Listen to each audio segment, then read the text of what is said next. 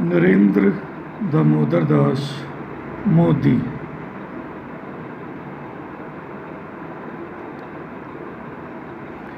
एक ऐसा नाम, एक ऐसा व्यक्तित्व जो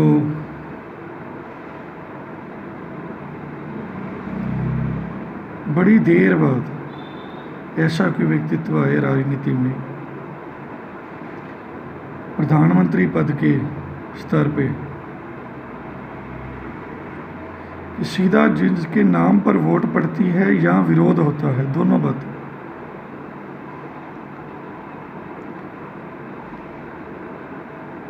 नेहरू और इंदिरा गांधी के बाद नरेंद्र मोदी ये चेहरा एक ऐसा है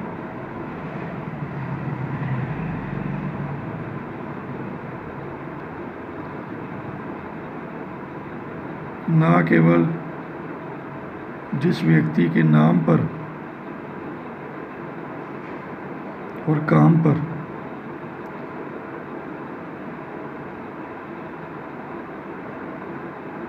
जो राजनीतिक परिवेश है वो चलता है। जब श्री जवाहरलाल नेहरू जी प्रधानमंत्री थे तो उनके नाम पर होता था विरोध भी और सपोर्ट भी, समर्थन। जब श्रीमती इंदिरा गांधी थी तो उनके नाम पर विरोध और समर्थन। और आजकल श्री नरेंद्र दामोदर दास मोदी के नाम पर विरोध और समर्थन होता है। बीच में आए कुछ व्यक्तित्व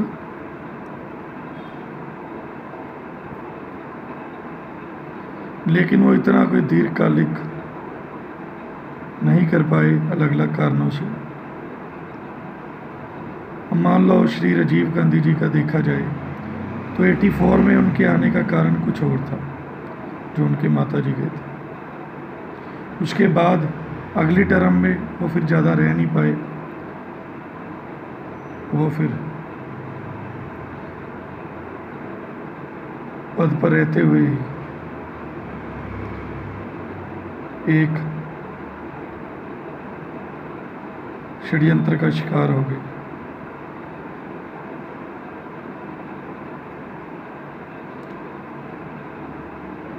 फिर वाजपेयी जी आए लेकिन वो इतना समर्थन नहीं जुटा पाए। और हाँ, पार्टी के हिसाब से तो उनको माना जाता है कि एक बेस दे गए, एक अल्टरनेटिव पैदा कर गए।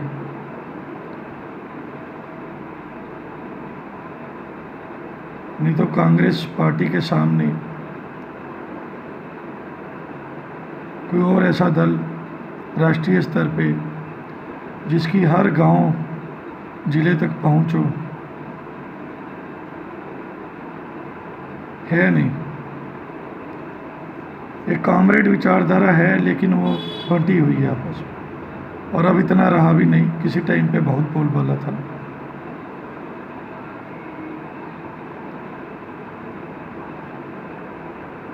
तो जब भी कोई स्ट्रॉन्ग व्यक्तित्व आता है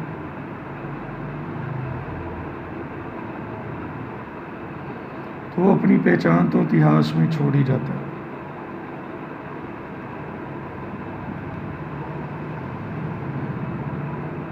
पसंद करने वाले भी होते हैं, विरोध करने वाले भी होते हैं,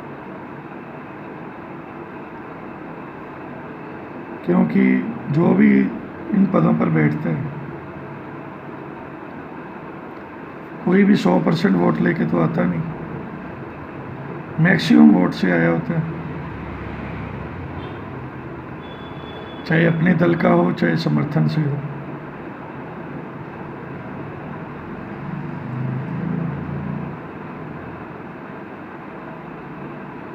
पर ये व्यक्तित्व क्यों आम जन को हर तरह के फैसले प्लस माइनस के बावजूद प्रभावित करता है,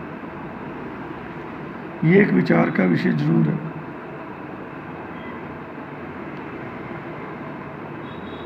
देखिए,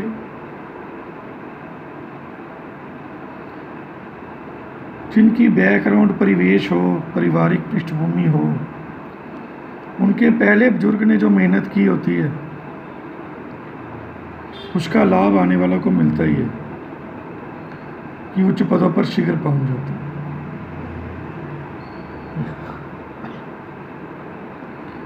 नहीं तो एक सामान्य कार्यकर्ता का वहाँ पहुँचने में समय लग जाता है, और उसमें भी उस परिवार का योगदान या आशीर्वाद रहता है जिस परिवार से उस राजनीतिक दल की पहचान होती है। लेकिन इस व्यक्तित्व का कोई ऐसा राजनीति में पारिवारिक पृष्ठभूमि नहीं रही। हाँ, ये जरूर है, मेहनत की, संगठनों से जुड़े रहे, समय दिया, और वाजपेयी जी का आशीर्वाद इनके साथ रहा, जिन्होंने इनको गुजरात की राजनीति में डायरेक्ट चीफ मिनिस्टर की, मुख्यमंत्री के पद पर आसीन किया। शुरू के जो वर्ष थे बहुत संघर्षशील रहे,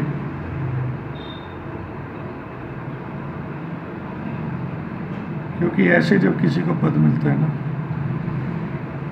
मिलता तो देखो अपने कर्म, योग्यता और किसी ना किसी का आशीर्वाद तो होता ही, लेकिन उसको साबित करना पड़ता है। पब्लिक जो है ऐसे जल्दी बार बार वोट नहीं देती।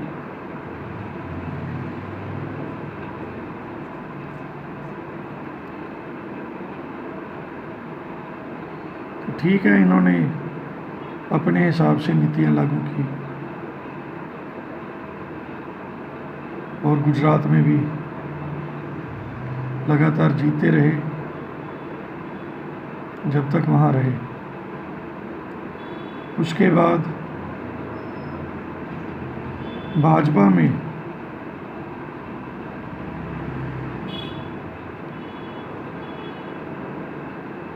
जब एक स्थान बना ऊपर में उच्च पद के लिए, तो इन्होंने सर्व प्रकारीन अपना नाम आगे किया, जिसमें श्री अमित भाई शाह और श्री राजनाथ सिंह जी का योगदान और इसको त्याग्या नहीं, भूला नहीं जा सकता, जिन्होंने बाकी सबको कन्विंस किया।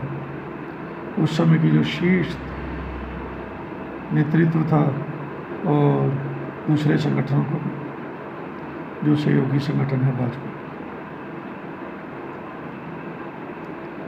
उसके बाद यह ठीक है कि जो राजनीतिक व्यक्ति होता है वो यही चाहता है कि पद उसी को मिले बार बार।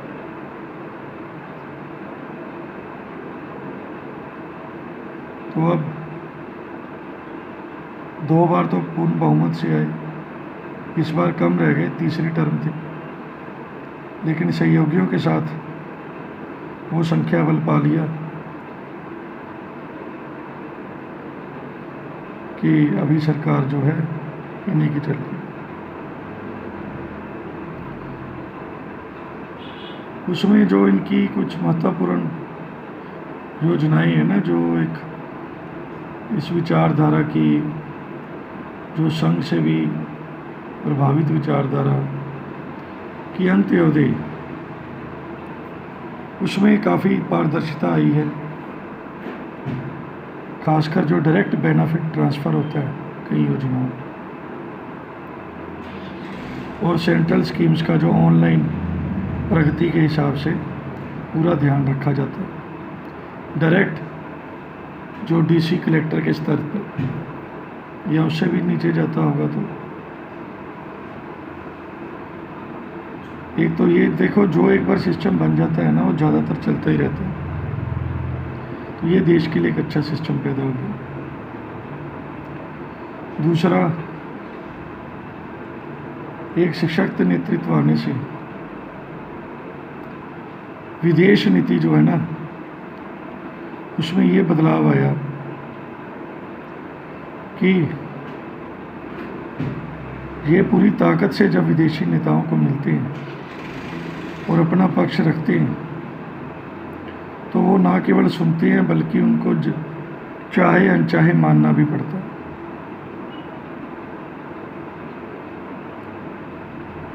हर नेता जो भी हुए हैं इतिहास में, जिन्होंने ज़्यादा समय तक शासन के उच्च पदों पर रहे, उनकी अपनी एक दूरदर्शिता तो रही, इसी तरह इनकी भी है।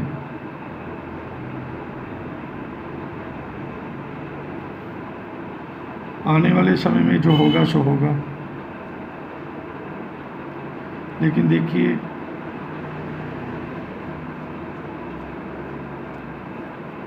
जो काम करता है उसका विरोध तो होता है। गलतियां भी हो जाती होंगी, उनको सुधारने की गुंजाइश होती है। और मेन बात है जिसको कहते हैं नर नारायण, जो भारत की इतनी करोड़ों की जनसंख्या है, मैं तो देखो एक आम आदमी की तरह बात कर रहा हूँ। मैं जहाँ रहता हूँ उस राज्य में भाजपा की सरकार नहीं। मेरे जो क्षेत्र का एमएलए एमपी भी भाजपा का नहीं।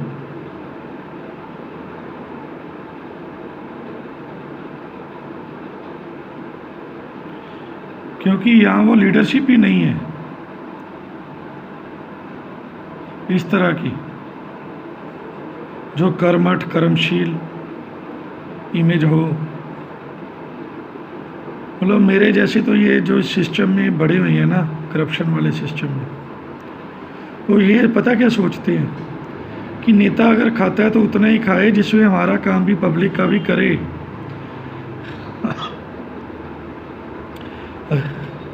अगर सड़क बनाए तो ऐसी जरूर बनाए जो 5 साल चले,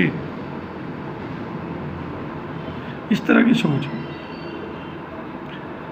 अगर सीवर बनाए तो इस तरह बनाए कि उसकी रेगुलर सफाई भी होती रहे। स्ट्रीट लाइट लगाए तो ऐसी लगाए कि ख़राब हो तो रिपेयरेबल भी हो, ठीक भी हो जाए।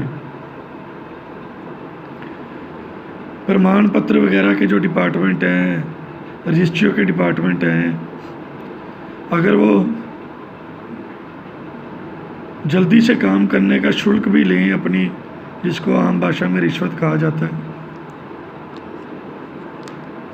लेकिन वो काम टाइम पे करें, बार बार हमारे चक्कर मत लगवाएं।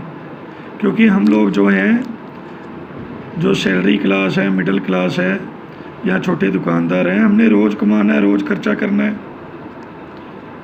हम सारा सारा दिन जाके सरकारी दफ्तरों के चक्कर नहीं लगा सकते।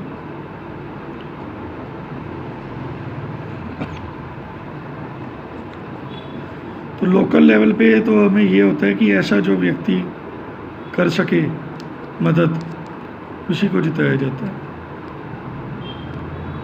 और क्यों भाजपा हमारे एरिया में कमज़ोर है, ये तो इनको ही देखना पड़ेगा। दूसरे जो हैं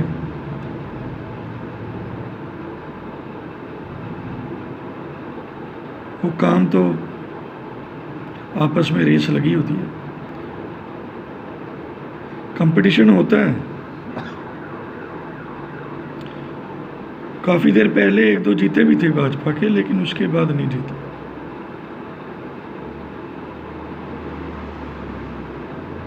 क्योंकि पब्लिक को तो वही चाहिए जो उस पद पे है वो काम करता दिखे, व्यर्थ के भाषणबाजी या वाद विवादों की बजाय कुछ काम, कुछ अनुभव भी उसका नजर है। अब सोचो, आज इंदिरा गांधी होती, राजीव गांधी जी होते और इधर मोदी जी होते, तो क्या कंपटीशन की स्थिति क्या होती।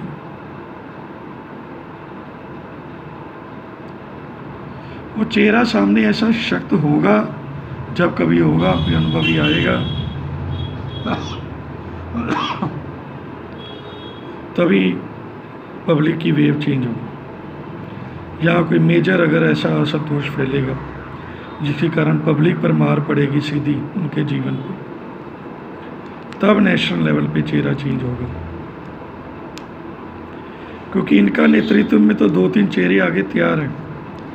2 चेहरे तो देखो लोग मानते ही हैं अलग अलग जब इस भाजपा की बात करते हैं, एक अमित भाई शाह और एक योगी आदित्यनाथ, जिनको राष्ट्रीय स्तर पे पहचान है।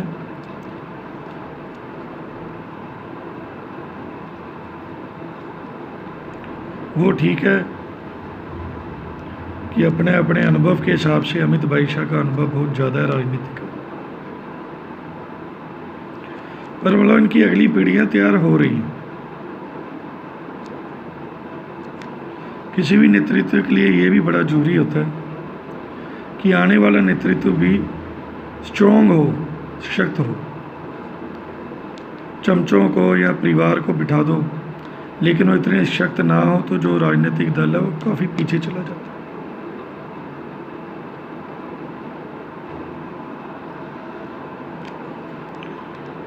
वैसे कई चेहरे अलग अलग पार्टियों में हैं जिनकी 1-2 राज्यों पर, एक राज्य पर पकड़ है और वो अपने तौर पर मेहनत भी कर रहे हैं, उनको पसंद करने वाले भी हैं। अब आने वाले भविष्य में क्या होगा ये तो भविष्य के गर्भ में।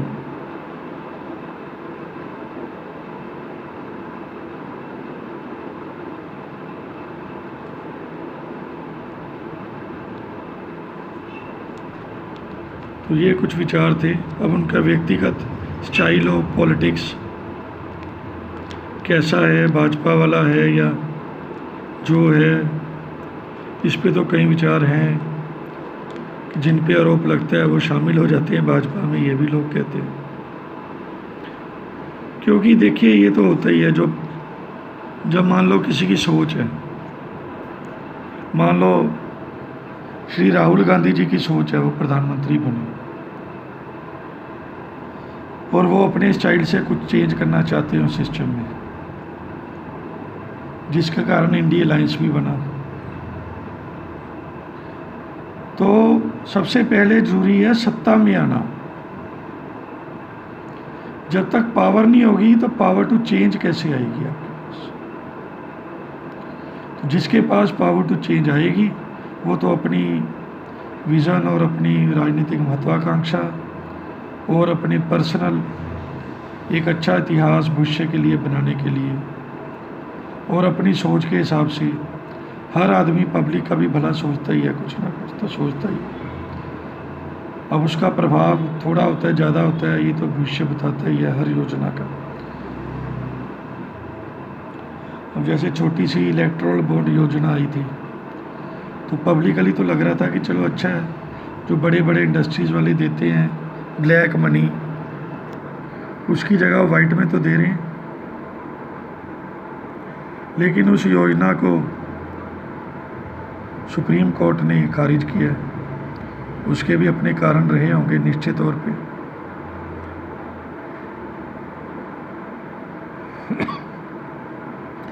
ऐसे ही इन्होंने अपनी योजना के हिसाब से किसानों के लिए 3 बिल लाने की प्रयत्न किया था, जो बाद में वापस लिए क्योंकि उसका भारी विरोध हुआ।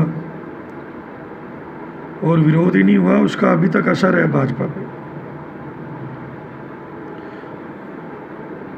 कई ऐसी जगह है जहां इसकी हानि इस बार भी हुई है चुनाव में, और काफ़ी देर तक असर रहने भी वाला है। जो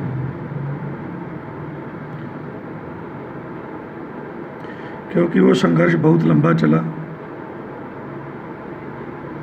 जब संघर्ष लंबा चलता है ना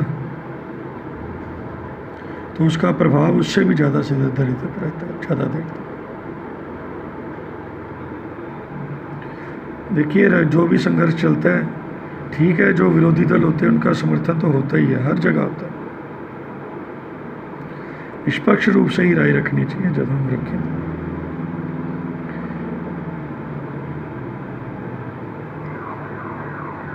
तो ये ऐसा एक चेहरा कुछ विचार व्यक्त करने थे, वो किए।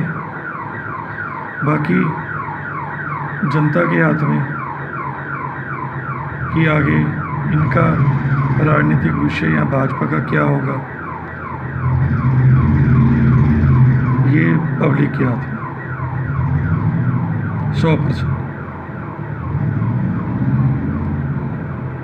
जो भी भाई, मुझे तो ये है कि मेरा जो भारत देश है वो आगे बढ़ना चाहिए। जो भी पहले रहे, इन्होंने खुद कहा अपने भाषण में कि पूर्ववर्ती प्रधानमंत्रियों ने भी कई योजनाएं ऐसी लागू की जो अभी तक चल रही हैं, सिस्टम में बदलाव किए। जो अच्छे बदलाव होते हैं वो जब विपक्षी नेता आता है तो उसको कंटिन्यू करता है या उसमें सुधार कर देता है। जो उसको नहीं लगते वो बंद भी कर देता है और अपने हिसाब से नए चलाता है, नए बदलाव लाता है। ये तो सिस्टम में होना ही चाहिए, जैसे परिवार में होता है। अगर एक दादा कुछ बदलाव लाता है, करता है, पिता को कुछ चेंज लगता है, जो कंटिन्यू करता है अच्छा लगता है, नहीं तो उसमें चेंज करता है, जो नहीं लगता उसको चेंज करके अपनी चीज़ पेश कर देता है परिवार में। तो ये पीढ़ी दर पीढ़ी ये चलते रहना चाहिए, तभी परिवार से जैसा विकास होता है वैसे ही देश का भी विकास होगा। क्योंकि किसी ने भी हमेशा स्थायी तौर पे तो रहना नहीं नश्वर संसार में, लेकिन आने वाली पीढ़ियों के लिए अच्छा करें।